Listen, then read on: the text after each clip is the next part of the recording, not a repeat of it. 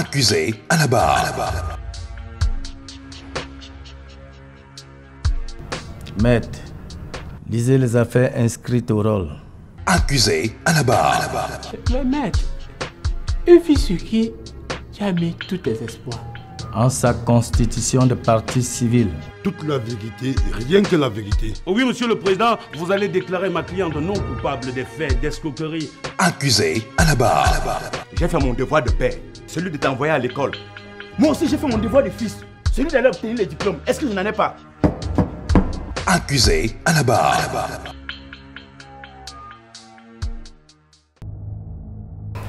Ma copine, sois forte. Tu sais, lorsqu'on demande quelque chose au Seigneur, c'est lui qui décide du moment de se prononcer. Mon ami, que dire? J'ai déjà tout fait, tout, pendant toutes ces années de mariage, pour avoir ne serait-ce qu'un seul enfant. Mon mari dit qu'il me comprend, mais j'ai l'impression qu'il mène une double vie. Mais arrête ça. Ne dis pas des choses comme ça. C'est vrai qu'il est différent. Mais quand je le regarde, je ne pense pas qu'il peut faire un truc de la sorte. Ne juge jamais un homme par son apparence. Ne dit-on pas que le calme est toujours profond? Je ne donnerai pas quoi pour faire un seul enfant à mon mari. Je ne donnerai pas quoi pour qu'il ait au moins un successeur, un seul, pour le voir heureux. Ok, ça va. On va faire ceci. Rentre à l'hôpital, refais tes examens. Tu sais, avec l'avancée de la médecine à nos jours, on peut résoudre ton problème. Ce que tu dis là me fait vraiment rire. J'ai déjà fait le tour des hôpitaux. J'ai consulté les spécialistes. Je suis allée voir les marabouts sans suite. Je suis allée même chez les pygmées, rien. Chez les Chinois. J'ai tout essayé. Mon ami, j'ai tout essayé. Ça va aller. Ok?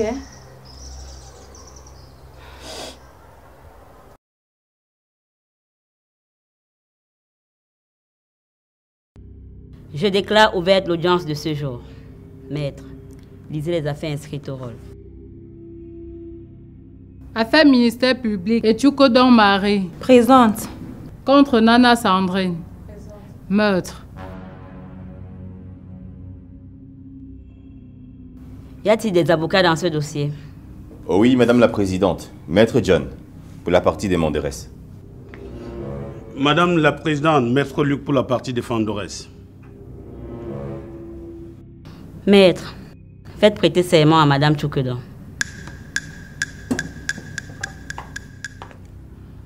Madame Tchoukodon Marie, levez la main doit te répéter après moi. Je jure de dire la vérité. Toute la vérité, rien que la vérité.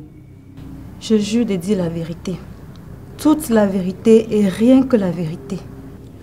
Madame la Présidente, serment reçu. Maître John, vous avez votre cliente. Merci, Votre Honneur. Madame Tchoukodon Marie, dites au tribunal, qu'est-ce que vous reprochez exactement à Dame Nana Sandrine?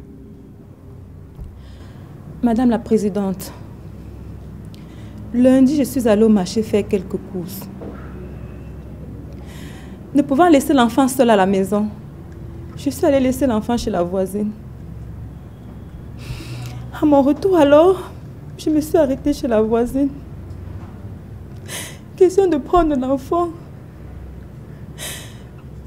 Elle est entrée dans la maison et elle est ressortie. Elle est ressortie, me dit que mon enfant était décédé. Stupéfaite alors, j'ai foncé dans la chambre et découché mon enfant. Grande était ma surprise. J'ai fait le même constat qu'elle, Madame la Présidente. Calmez-vous. Calmez-vous, Madame. Dites au tribunal, qu'est-ce que Madame Nana Sandrine vous a réellement expliqué au sujet de cet enfant? Cet enfant innocente décédé. Elle m'a rien expliqué.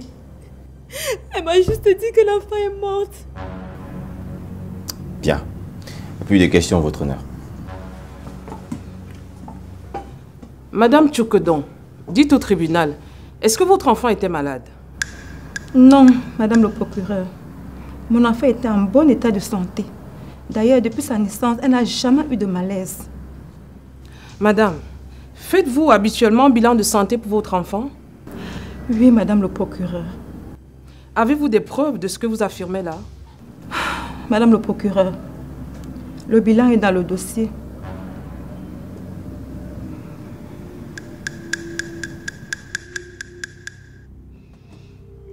Madame Tchoukedon Marie, vous avez déposé plainte contre ma cliente pour meurtre. Est-ce que vous avez des preuves? Maître, vous voulez quelle preuve? Quelle preuve vous voulez? J'ai laissé l'enfant bien portante quand je sortais. En revenant, l'enfant est morte. Maître, mon enfant est morte, qu'elle est morte de quoi? Ma petite fille, ma princesse, j'ai pas dit oh. Calmez-vous, madame, et répondez aux questions. Je comprends très bien quand il s'agit de mes questions. C'est l'émotion. Tout à l'heure, vous répondiez aux questions de votre conseil sans problème. Objection, votre honneur. Maître Luc étouffe ma cliente. Cher confrère, j'ai comme impression que vous n'avez rien compris jusqu'à présent. Alors nous sommes ici pour la manifestation de la vérité. Il s'agit du meurtre. On est en train d'accuser une personne d'avoir tué. D'accord? Objection rejetée. Maître Luc, poursuivez. Madame, dites au tribunal, est-ce que c'était la première fois que vous laissez votre enfant chez la voisine? Non, maître. J'ai pour habitude de laisser l'enfant quand je veux faire des courses. Ah d'accord, vous avez pour habitude de laisser l'enfant quand vous avez des courses à faire. C'est ce qu'elle dit, madame la présidente. Madame, vous accusez ma cliente d'avoir tué votre enfant. Est-ce que vous pouvez apporter la preuve que votre enfant n'était pas malade avant? Maître, j'ai nourri l'enfant et après elle s'est endormie. Je suis allée directement la laisser chez la voisine.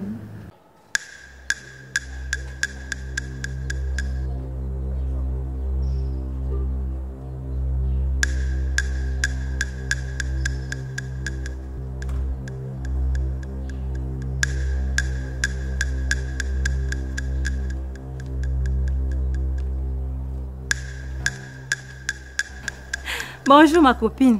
Paco, bonjour. C'est comment alors? Maman, je suis là. C'est toi qu'on ne voit plus. Depuis que ton homme est là, tu te fais rare. Eh, ma copine, tu aimes ça. Bon, c'est vrai que je suis aux anges depuis une semaine. Maman, raconte. Raconte-moi tout. Je veux savoir. Vas-y. Ok, laisse-moi aller faire quelques courses. D'accord. S'il te plaît, ma copine, je te laisse mon bébé. Elle vient juste de téter. Elle ne peut pas pleurer, elle est en train de dormir.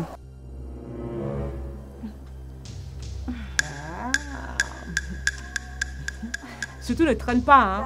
À ton retour, tu me racontes tout. Parce que je veux tout savoir, dans les moindres détails.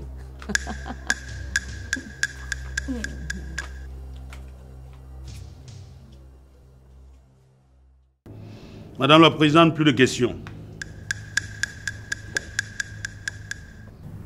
Vous êtes Madame Nana Sandrine, née à Kodok, le 5 février 1985.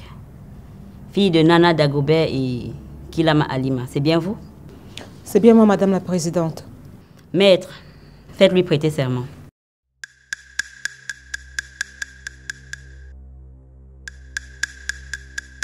Madame Nana Sandrine, levez la main doit te répéter après moi. Je jure de dire la vérité. Toute la vérité, rien que la vérité. Je jure de dire la vérité, toute la vérité et rien que la vérité. Madame la Présidente, serment reçu.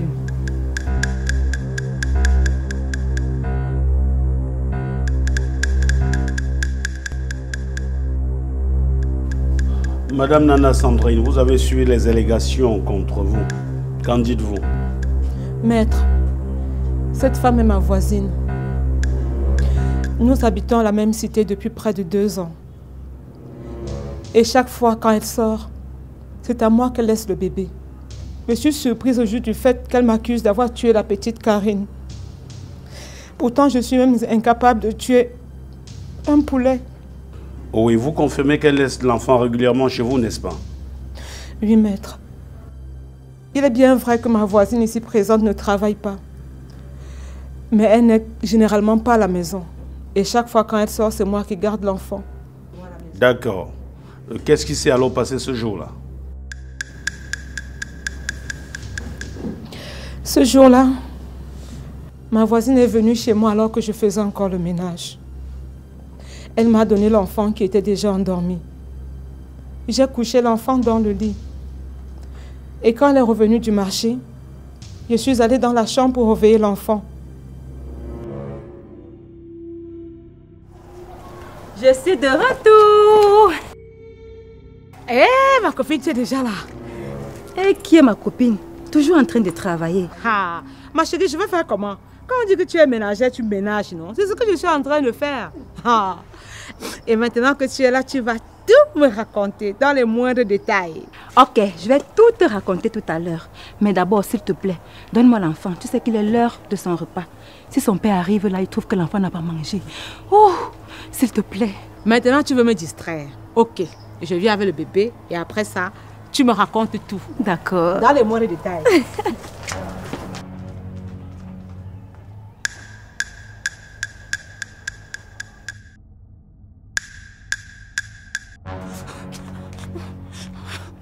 Ma copine, le bébé ne respire pas. Quoi? Quoi?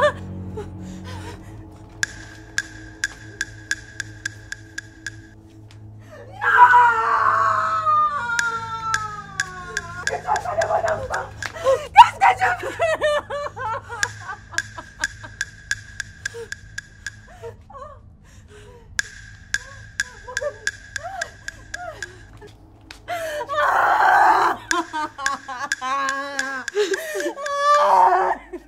C'est alors que j'ai constaté que l'enfant ne respirait plus. La petite Karine était raide. Voilà, d'accord. Merci, Madame la Présidente. Plus de questions. Madame Nana, est-ce que l'enfant présentait des symptômes de maladie quand on l'a laissé chez vous? Madame le procureur, comment devrais-je savoir? L'enfant était déjà endormi.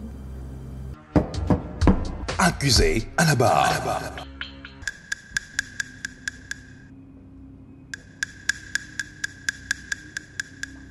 Madame Nana Sandrine, est-ce que vous pouvez dire au tribunal que vous n'avez pas tué cet enfant? Je ne l'ai pas tué. Ce n'est pas moi qui l'ai tué. Mais qu'est-ce qui prouve que vous n'avez pas fait ingurgiter à cet enfant quelque chose pour assoupir vos désirs? Objection, Madame la Présidente. Cette question n'a pas sa place. Objection rejetée. Madame, répondez à la question. Je ne suis pas un assassin. J'aime pas tuer la petite Karine. Je ne l'ai pas tuée. Plus de questions, Votre Honneur. Madame la Présidente, mes contradicteurs depuis l'ouverture des débats essayent de dire que ma cliente a tué. Il reste à démontrer. Madame la Présidente, mon rôle en tant qu'avocat est d'éclairer la justice. Oui, pour la manifestation de la vérité, Madame la Présidente. C'est pour cette raison que nous sommes là. Nous avons quand même la chance que le ministère public a mis le corps de l'enfant sous scellé. Et sur ce, Madame la Présidente, nous souhaiterons que vous commettez un médecin légiste pour l'autopsie. Ça pourra éclaircir votre auguste juridiction, Madame la Présidente. Merci. La cause est renvoyée dans 1 mois. Le temps de commettre un médecin légiste pour l'autopsie. L'audience est levée. Je déclare ouverte l'audience de ce jour. Madame la Présidente, la cause a été renvoyée pour l'autopsie. Et Dr Ngankap est présent. Nous devons l'écouter, Madame la Présidente. Dr Ngankap à la barre.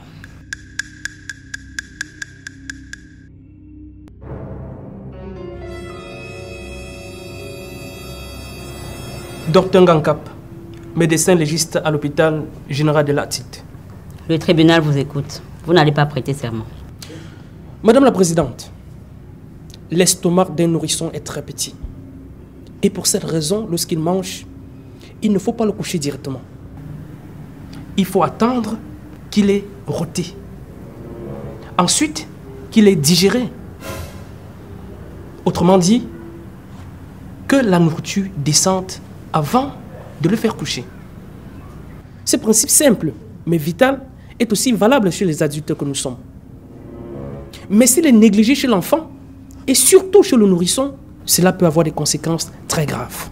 Alors, si on va le coucher directement, il se passe que l'aliment qu'il vient de manger, ça peut être le lait, remonte l'œsophage, va dans les carrefours aérodigestifs pour ensuite se retrouver dans les poumons, en passant bien sûr par les bronches. Le poumon, étant un organe respiratoire censé ne contenir que de l'air, se retrouve dès lors pratiquement inondé par un liquide exogène. Bon. Dans la plupart des cas, le dysfonctionnement qu'il en résulte peut être la cause d'un arrêt cardiaque chez l'enfant par suffocation. C'est ce que nous appelons le syndrome de Mendelssohn. Pour conclure, Madame la Présidente, l'autopsie pratiquée révèle que l'enfant, après avoir été nourri, est allé directement au lit, sans avoir au préalable rôté, ni même digéré l'aliment qu'il avait consommé. Madame la Présidente, ce qui a certainement causé le drame qui malheureusement nous rassemble ici aujourd'hui. Pourtant, les conseils bien simples, régulièrement prodigués dans nos hôpitaux aux mères d'enfants, auraient pu sauver la vie de cet enfant. Hélas.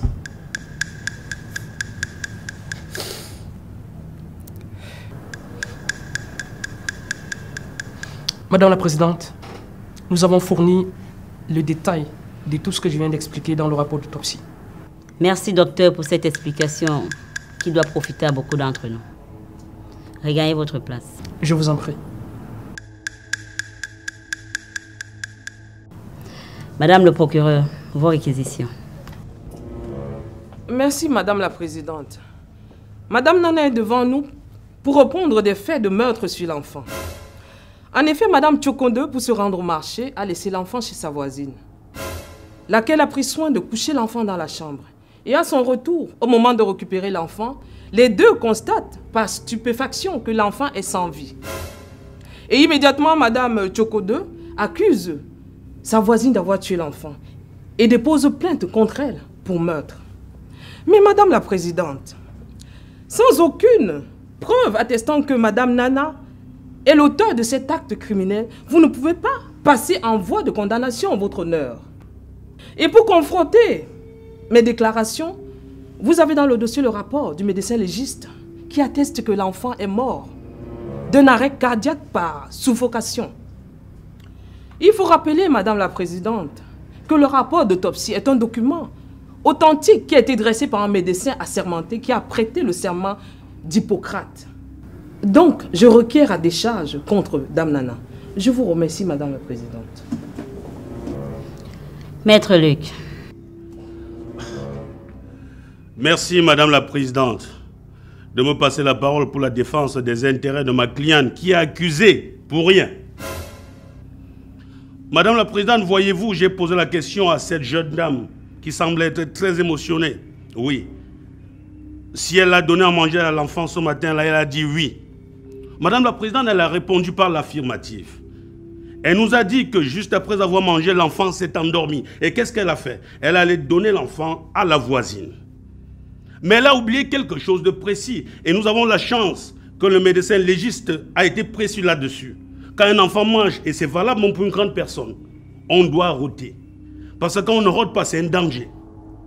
Oui, cela témoigne la négligence de cette jeune dame, Madame Tchokonde Marie. Je comprends aussi que c'est parce qu'elle n'est primée pas, Madame la Présidente. Votre honneur, voilà une personne qu'on accuse innocemment, juste parce qu'elle a voulu donner un coup de main à sa voisine.